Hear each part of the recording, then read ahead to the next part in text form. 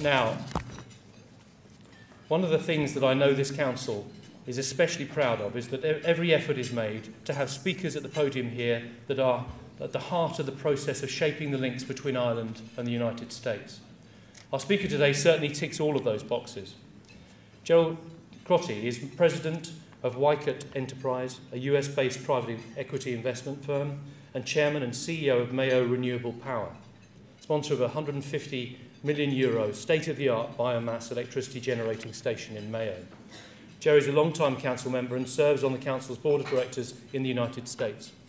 From 1991 to 1998, he held various executive positions with ITT Corporation and its affiliates, including President and Chief Operating Officer of ITT Consumer Financial Corporation and Chairman, President and Chief Executive Officer of ITT Communications and Information Services.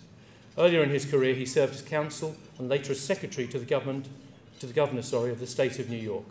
Ladies and gentlemen, it is a distinct privilege and pleasure for me to ask you to welcome Jerry to the podium.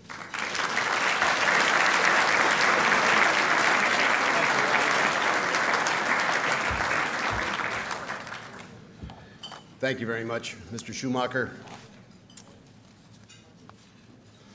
Minister Rabbitt, in anticipation of his arrival, County Mayo Manager Peter Hines, Dr. Summers, Mr. Feely, my dear friend David O'Sullivan, Ireland U.S. Council members, friends, and guests.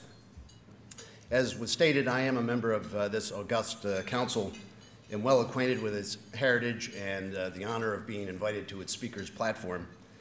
And I am honored to be with you all today and to speak to you about our project, Mayo Renewable Power, and to share some of our excitement about it.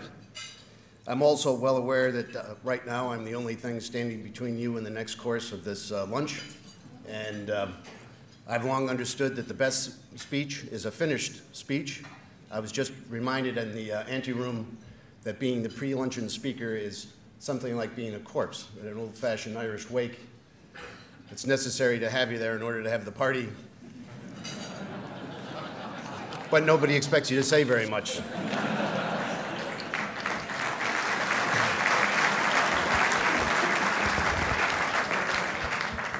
Mayo Renewable Power will be a €150 million investment in a 50-megawatt biomass wood power project. We propose to build it on the former Asahi industrial site just outside Killala in County Mayo. The development will bring jobs to the area, give a boost to the economy, and deliver significant carbon savings. It will be designed to meet the highest European and Irish safety and environmental standards, and will use the best available technology. The facility is designed to be a high-efficiency combined heat and power, or CHP as it's called, plant. And I believe that the Council invited a presentation on the topic today, not because it's enamored by the exquisiteness of high-efficiency CHP, but because it's almost a perfect example of what the Ireland U.S. Council is all about, namely commercial cooperation between Ireland and America. And I must say I agree. Our project will call on American equity, which our firm is happy to provide, and Irish bank financing, we hope. American technology and Irish builders, advisors, Irish fabricated steel. It will be built on American confidence in Ireland's commitment to emerge stronger than ever from its current economic difficulty. And in the end, this project will be the most efficient biomass project in the world, a beacon of leadership in renewable energy here in Ireland, something we can all be proud of. Now, our team has worked diligently over the last year and a half to meet or exceed every regulatory requirement and to answer virtually every question that the Irish banks have had for us so far. But I don't want my appearance here today to be misconstrued. We're not taking anything for granted. We understand we have more work to do with the banks, and certainly with CER, the Commission for Energy Regulation. And we are hopeful, though, that based on the submissions so far, that we will secure their support. Hopefully, our commitment is clear. We've spent millions already to plan and design the plant and to pay for various related development costs. Thus far, we've secured an option on the land necessary for the project.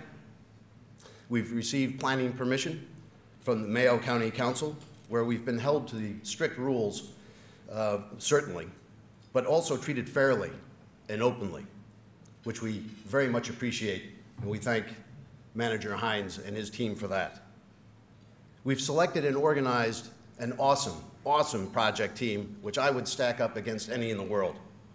Our civil engineers all are up here in Dublin.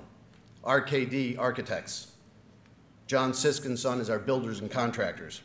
Bruce Shaw, our certified quantifiers. Dalkia, Ireland, for fuel supply management and operations management. Merrimack Associates, a great firm in the States that you probably have never heard of, but they're our technology integration engineer. McCann Fitzgerald as our legal representatives. PricewaterhouseCoopers Ireland as our financial advisors. As I say, we hope to arrange our financing with an Irish syndicate of the Bank of Ireland, AIB, and Ulster Bank. We've arranged already for the boiler, turbine, and generator. We've received our grid connection offer, received letters of intent for the power purchase or offtake agreement. So when we close on this financing, in the States, this would be called a shovel-ready product. We will be ready to go within days. We'll be turning sod as soon as we close the financing. Let me just address some of the benefits. Minister Abbott, thank you for being with us today. Let me just address some of the benefits of the project. Energy policy. Your timing is perfect. The project addresses virtually every desirable component of Ireland's energy policy today. We represent a new entrant in the Irish energy market, something long sought in the energy market here in Ireland. The project will make a significant contribution to the biomass component of the nation's energy plan. It helps diversify the nation's energy supply, and because it's a dispatchable load, for the layman in the audience, that merely means that when you flip the switch, it goes on. The plant can run whenever the grid calls for it. As a base load plant, it helps stabilize the grid, and in doing so, actually facilitates bringing more wind onto the system. It will develop a new, secure fuel source for Ireland, and some of that fuel can and will be sold inexpensively to homeowners to lessen their heating bills with cleaner fuel, an aspect of the project actively supported by Antashka. From an environmental perspective, the project demonstrates that Ireland's energy policy can promote new, efficient, and clean capacity to meet the requirements of Ireland's renewable energy feed-in tariff. Use of the best current technology achieves a great ecological result. It's carbon neutral. And while if this were a luncheon of engineers, I might try to dazzle you by reciting a litany of factoids, thermal input rates, primary energy savings, calorific values, and the like, let me summarize the efficiency of our project the way I understand it. In a traditional biomass project, only 25 to 30% of the energy is useful. That means that roughly 75% of the energy is wasted. It goes up the stack or out the cooling towers into the atmosphere. In short, our project technology captures much of that excess heat and uses it to dry the biomass before it enters the boiler. Voila. Less waste heat escaping into the atmosphere equals drier fuel, equals less fuel, equals more efficiency. Vastly more efficient than the average biomass plant, and significantly more efficient than even Ireland's stringent regulatory requirements for primary energy savings. Jobs. There'll be significant construction jobs, certainly, approximately 250 to 300. Modest but important operational jobs to run the plant, and the greatest opportunity, perhaps, is in agriculture. The growing of wood crops under long-term contracts for the farming community. It has the potential for over 500 jobs, perhaps as many as 1,000, if we can transition from importing our fuel supply to acquiring it locally, which is very much our goal. This would inject 20 to 30 million euro a year into the Mayo and Northwest economy. 20 to 30 million euro a year. In addition to the immediate job and investment impact, this renewable and inexpensive energy resource will serve as an attraction for further economic development at the site. Now, I think we've queued up here. I'd like to show you a before and after the Asahi site. Can you put that on the television? Or I direct your attention to, there's a screen back there and one up here as well. You're looking at the Asahi industrial site as it stands today with a couple of buildings over to the right, the rest empty or derelict. And what you're about to see is what this plant will look like in about 20 months from financial close. As it zooms in, which hopefully will happen in a second, you'll see the reservoir that we're going to use on the left-hand side of the photo, and then the bird's eye view as you approach the plant. You'll see the wood storage facility and drying facility on the right. You approach the power block. You can't read it, but that's the 50-megawatt boiler on the right. The precipitator, condensing economizer, which is the technology trick that I described earlier. The ash silo, which will be used very little because there's very little ash, and what's little there is going to be recaptured and used for fertilizer. That's the turbine house, the control room, the storage facility. And as the camera swings around to the other side, you'll see the cooling tower, the fuel handling, and replicas of the fuel stacks.